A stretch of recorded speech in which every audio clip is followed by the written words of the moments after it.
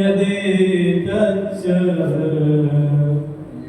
यो वसिष्येत सोऽस्म्यहम् कृतेऽर्थं यत् प्रतीयेत न प्रतीयेत चात्मनि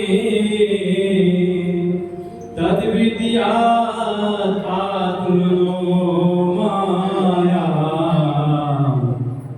यथा भासो यथा तमः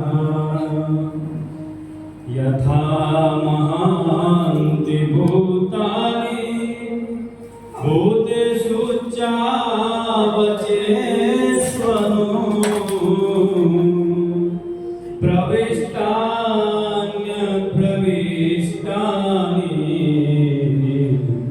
तथा तेषु न ते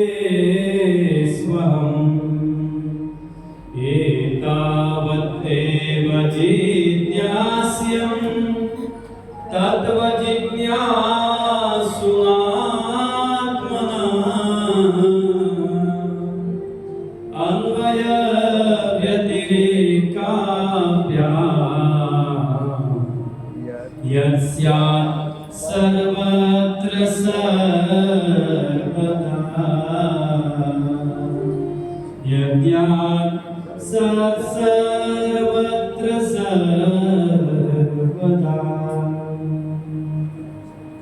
ચતુશ્લોકી ભાગવતનો ઉપદેશ બ્રહ્માજીને આપે છે. અહમ એવા સમય ભાગવે, જગત પહેલા હું હતો, હું છું અને રહીશ.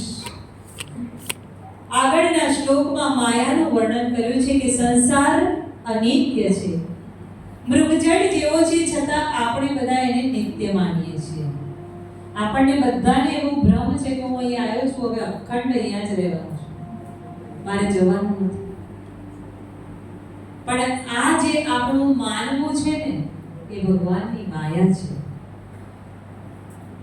આ માયાને સમજવી બહુ જરૂરી છે.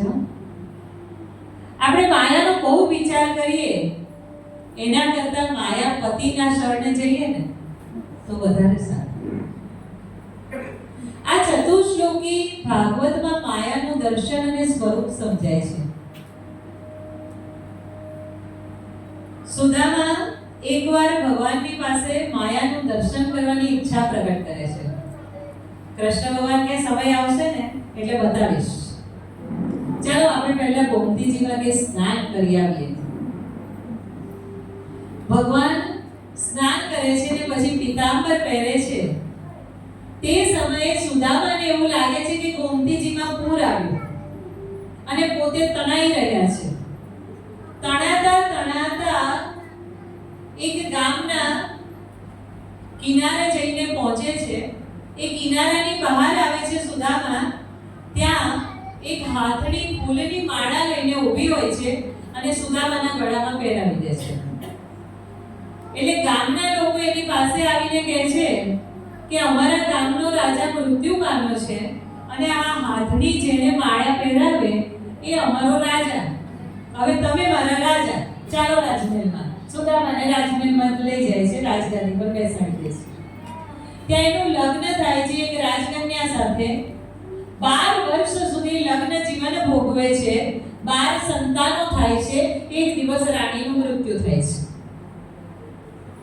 હવે ગામના લોકો આવે છે અને કાયદો બતાવે છે કે અમારા ગામનો કાયદો છે કે રાણી મૃત્યુ પામે એટલે રાજાએ એની સાથે મરવું પડે. હવે સુદામા ફસાય.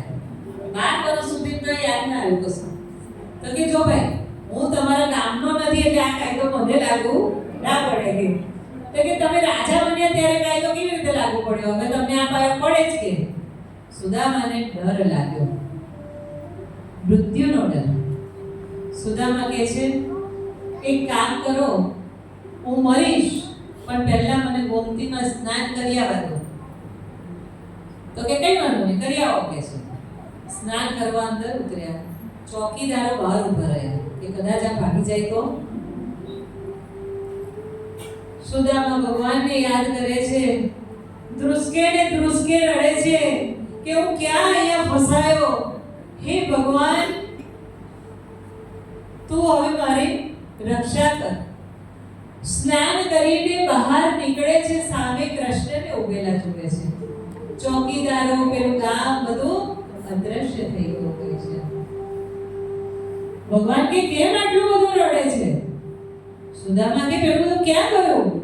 તો કે શું? તો કે હું જે ગામનો રાજા હતો, પેલા ચોકીદારો ઉભા હતા, મને મરવાનું હતું, એ બધું ક્યાં ગયું? આ બધું શું હતું? ભગવાન કહે છે એ મારી માયા હતી. તારે માયાનું દર્શન કરવું હતું ને? ભગવાન કહે છે મારા સિવાય જે પણ ભાસે છે, જે પણ છે, આપણે જેને પોતાનું સમજીએ છીએ, પોતાના સમજીએ છીએ, આ બધી જ માયા